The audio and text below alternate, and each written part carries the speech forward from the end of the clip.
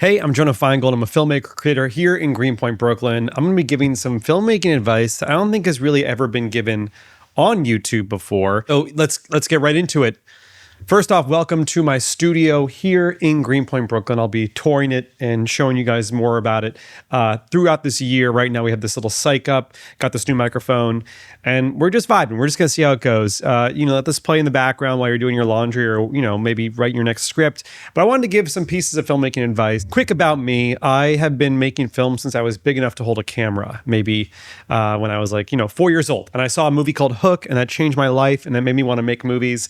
And I moved out to LA after college, and I was there for 7 years, and all people did there was sort of take meetings and not actually make movies. So I sold my Honda CR-V to CarMax, and I moved back to New York City, where I'm from, to eventually put together my first movie called Dating in New York that went to Tribeca Film Festival and sold to IFC in 2021. And from there, I've been able to make a couple different feature films. A movie called At Midnight for Paramount Plus, a movie called Xmas for Amazon, which was a great holiday film. A movie called 31 Candles that actually comes out in AMCs across the country January 9th. And a movie called Busboys starring David Spade and Theo Vaughn that comes out next year. But I found a lot of joy in making movies for YouTube. Some of my roots are actually in YouTube. I used to be an intern for Indie Mogul, if you guys ever watched that. And I worked at Buzzfeed in 2015, which was hilarious and somewhat cringeworthy looking back at. That is to say, all this is part of the journey that we go on as artists. And I wanted to summarize some of the key things I've taken away from this experience and some of the big learning lessons that I've just seen no one talk about on the internet, particularly on YouTube. All right, so what are those things? The biggest thing I want to talk about is how to get started. And this is a question that people ask in the DMs. I hear people talk about, they want to get coffee. They say, how do I get started as a filmmaker? If you want to be a filmmaker, it is actually as simple as this.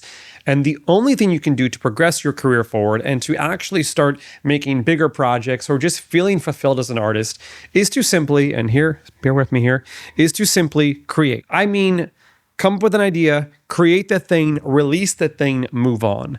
I know it sounds cheesy, I know it's cliche, but look at yourself in the mirror or look at your project slate. When's the last time you made something and released it and showed it to somebody? It could be your mom, your dad, your sister, your ex-girlfriend, your ex-boyfriend, whatever. But when's the last time that happens? That is literally the most important thing in the world. Every single project I've ever had has been the result of the thing that I created before it. So first thing, go create. The second thing linked to that is consider the thing that you should be creating right now. So 5 years ago, I would have been like, you should go make a $200,000 independent movie. You should try to go play at South by or Tribeca or Sundance or TIFF or something like that. I would not advise that at this point. I would not recommend anybody go out there and raise $200,000 to make a movie. It is incredibly hard to recoup that level of money these days. And that's a different video about how streamers and theater going habits have really affected the way that certain levels of independent movies are able to succeed. If you make horror movies, I feel differently. I feel like horror films are able to actually recoup their budget. There's a really committed, habitual theater-going horror community.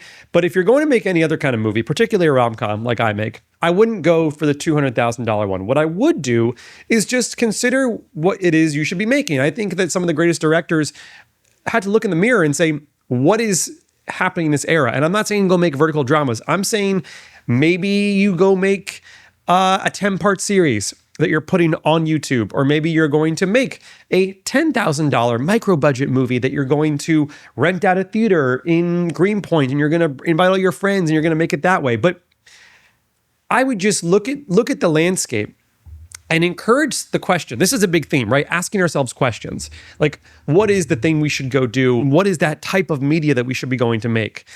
If you're able to, sure, I support the $200,000 independent movie. That's what I did with my first film. But I just want us to ask, is it the right thing we should be making right now? Okay, here's a big one. What makes you happy and what you want? Because otherwise you can get on this endless cycle of, what's the next thing and bigger and better, and you're making one thing to get to the next thing. And that's kind of a crazy concept because sometimes your best work might be ahead of you, but sometimes your best work might be behind you. And you're not going to know that until you're like 100 years old and realize that the first movie you made is actually your best.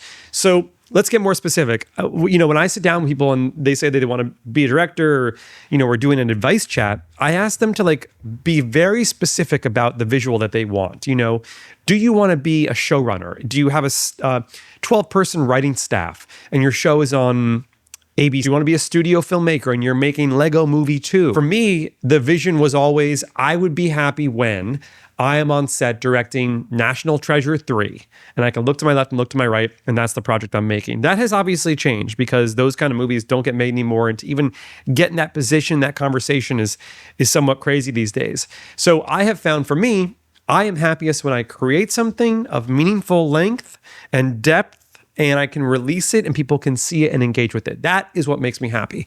And it makes me happier when that thing is on a big screen, either in a movie theater, or on a big TV, or on a projector, or somewhere that people can enjoy it in a community. So speaking of those things, I just released my first 3 YouTube filmettes this past year. They're 40-minute movies. I call them filmettes, like mini movies. And they're some of the most creatively fulfilling things I've ever done.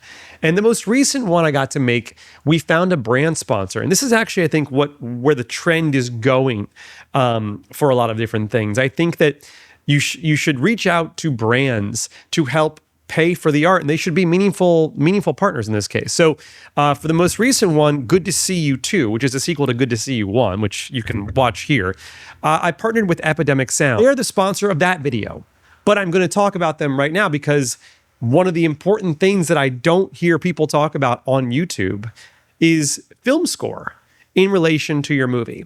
So my first internship ever was for Hans Zimmer, and my job was to get him coffee like every hour. As a director, I just want to see how composers and film directors speak to each other, because it's a very important language. For me, movies are 50% score. I grew up loving John Williams and Hans Zimmer and Jerry Goldsmith and all these incredible composers and themes. And if you look at all my movies, they all have scores and they have live musicians and themes for each characters. And I've actually worked with the same composer 5 times, which has been awesome. So when Epidemic approached me about collaborating on Good to See You 2, it was a no-brainer. And I want to talk about some of the great things about them and film scores in particular. So let's say you're going out there to make a video or a movie. One of the ways that you can use a sound library and sort of stand out from the pack is to explore the use of themes. So you find a certain cue, a certain piece of music that will represent the character theme. It's not just background music. It's not just some random piece of score that sounds epic. Piece of music is going to represent every time the characters are feeling a certain kind of love, because then it signals to your audience the emotionality of the piece. And every time I'm on this shot of this character and I play this music, it's supposed to be symbolic of their relationship. So one of the things I love about Epidemic is my ability to search via emotion. So I can type in romantic music and it will give me a whole bunch of options. Also, I think that score is super key to just the emotionality of the piece. Let's look at a scene from Good to See You 2 without score and then with score, and just see how the two things link. Good night. Good night. Good night. Text me when you're home safe. It's just, yeah. Okay. Text would be nice. Okay. Bye.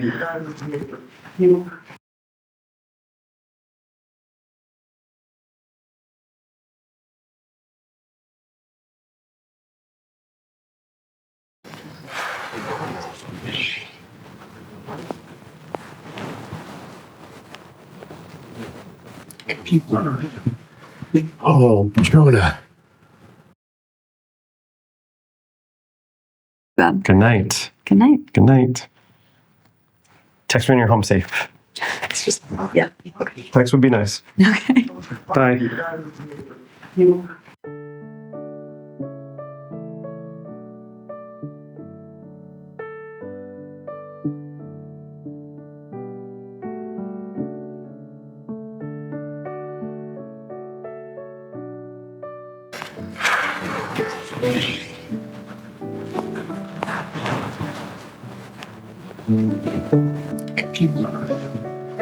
Oh, Jonah. What have you gotten yourself into? So as you can see with score, it sort of plays into the emotionality of the film a little bit stronger. This is one of the helpful things too, is when you edit your piece, editing with score can help you time it out. Another thing I love doing is linking diegetic and non-diegetic music. Music that's part of the scene and music that's not part of the scene. So there's jazz in the background of a cafe versus like score playing. And sometimes, because I'm a crazy control freak director, I love to link the usage of diegetic and non-diegetic. You can even do a spotting session. So spotting means when music plays and doesn't play during a film, which is just as important. The lack of music is just as important as the presence of music. One of the things I love doing is subconsciously controlling the way we use background music in a scene. So here's an example. Listen closely to when the music stops playing and how that links to the emotionality of the scene. Mad says to me, "Oop, girl radar, you're mad." Girls, when they say, like women, when they say, "I'm not mad at you," that means they're mad at you. I know girls. I know women. I was supposed to get married today.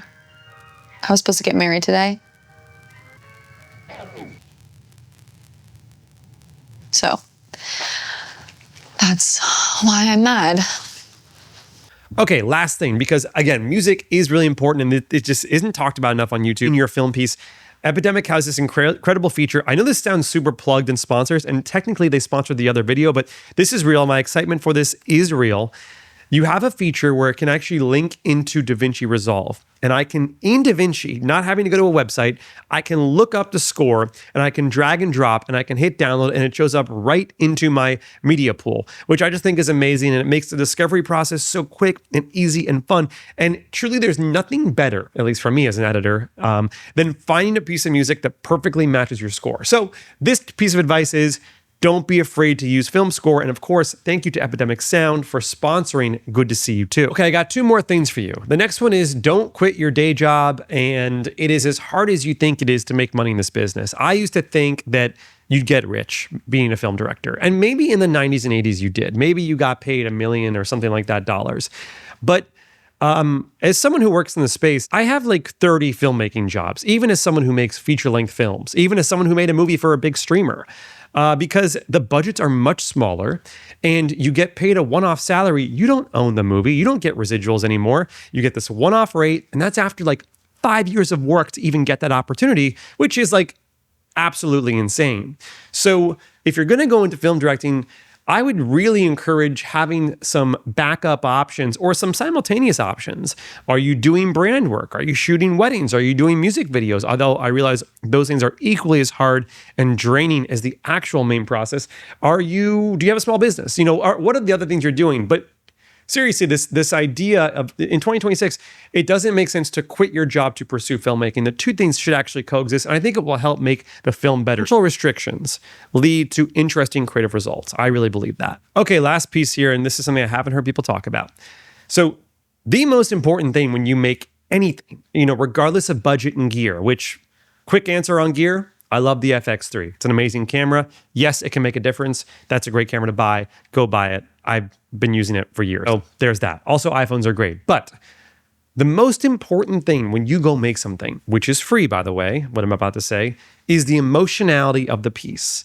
Does your piece of movie, film, content, whatever, does it make the audience member feel something? It costs no money to make your movie have someone else feel something. The best movie you remember seeing is because it made you feel a certain way. When you walk out of a theater, you don't remember the blurry shot or the angle that didn't make sense or the film grain or the lens. You remember how it made you feel. Now, yes, those things are basically a summation of emotion, but you can prioritize emotion. And no one talks about this. No one says, like, screw everything else. Just whatever you do, make something that makes your audience member feel something. That is the most important thing. And the other part that is linked to that is that you need to be honest with yourself. I've just started getting honest with myself. What I mean is, look at your work. Is it good? Be sincere. I know good and bad are very subjective, but is it good relative to what you want it to be? And challenge yourself to get better. Sometimes I get sent short films or I go look at my work, right? And I'm like, okay, Jonah, I thought this was incredible when I made it. And then I look at it and I'm like, that shot's ugly, it's jittery, the dialogue is not natural. That's healthy and okay and good because that means that you can get better. You can get towards this place where the way you see it in your brain actually ends up becoming the version of the film you make. And you can lean on peers for this, but at the end of the day, you should be your harshest critic and you should challenge yourself to get better. And when you do that, the emotionality of the piece will get stronger and the aesthetics will get stronger and your collaborators will get stronger and your work will get stronger. Okay, bonus piece of advice for 2026, thanks for sticking around, is simply this. The most important thing we can be doing as filmmakers is building our parasocial relationship with our audience. Long gone are the days of writing a script and trying to sell it. And even when you sell it, the chances of it getting made are very low. And even when it gets made, the chances of it going to theaters are very low. And even when it goes to theaters, it's really hard to get people to go to theaters and care about the media. It's hard to get anyone to care about anything.